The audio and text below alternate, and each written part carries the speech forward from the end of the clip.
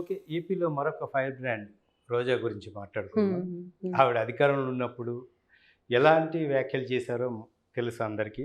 నిన్నగాక మొన్న కూడా ఇదే తిరుమల తిరుపతి దేవస్థానంలో జరుగుతున్న వ్యవహారాల పట్ల చంద్రబాబు నాయుడు మీద మాట్లాడారు. మీ నోటీస్కి వచ్చే ఉంటాయి. ఏం చెప్తారు దీన్ని?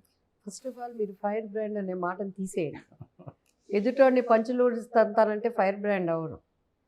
ఎదుటి వ్యక్తులు వయసు తారతమ్యం లేకుండా సబ్జెక్ట్ లేకుండా నీ ఇష్టానికి మాట్లాడేస్తే ఉప్పు పప్పు అన్న నోరు ఈరోజు ఏమైపోయింది? సో అది ఫైర్ బ్రాండ్ అనిపించుకోదు. సమస్యల మీద Jhansi Lakshmibai fire brand, Alluri Sitaramaraju fire brand. ఊరికినే మనం ఫోర్స్గా నోరు ఉంది అని మాట్లాడేసినంత మాత్రం ఫైర్ బ్రాండ్లు కాదండి. ఈవెన్ దో నన్ను అనొచ్చు, మీరు ఆ రోజు ఎలా మాట్లాడారంటే మేము అన్యాయాన్ని అక్కడ పడ్డాము, నేను ఏ తప్పు చేయకుండా నేను అమరావతి ఉద్యమంలో లేనురా బాబు అన్నా కూడాను నన్ను ఎంత హార్డ్గా హ్యాండిల్ చేశారో దానిని బట్టికి స్పందనకి ప్రతిస్పందన అనే విధంగా మేము మాట్లాడేవే. కానీ ఏ రోజు మా ప్రెస్ మీట్స్ లిమిట్ దాటి మనం ఎంతున్న ఆడవాళ్ళం, మన నోటి నుంచి వచ్చేది ఈరోజు సోషల్ మీడియా ద్వారా చరిత్రలో నిలిచిపోయేటువంటి.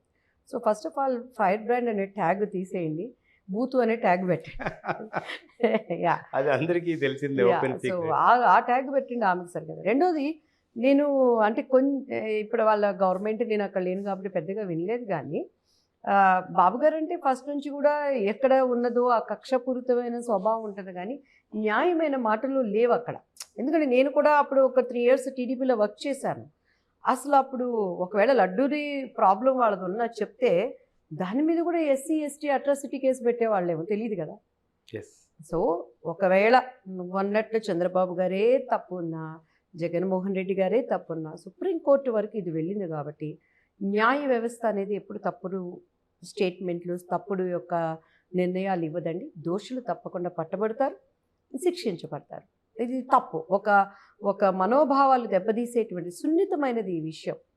సో ఇది అలా మాట్లాడటం తప్పించుకునే విధానమే కానీ ఇంకా అంతకన్నా దానికి మనం మాట్లాడటం కూడా టైం వేస్ట్ ఆమె మాటలకు.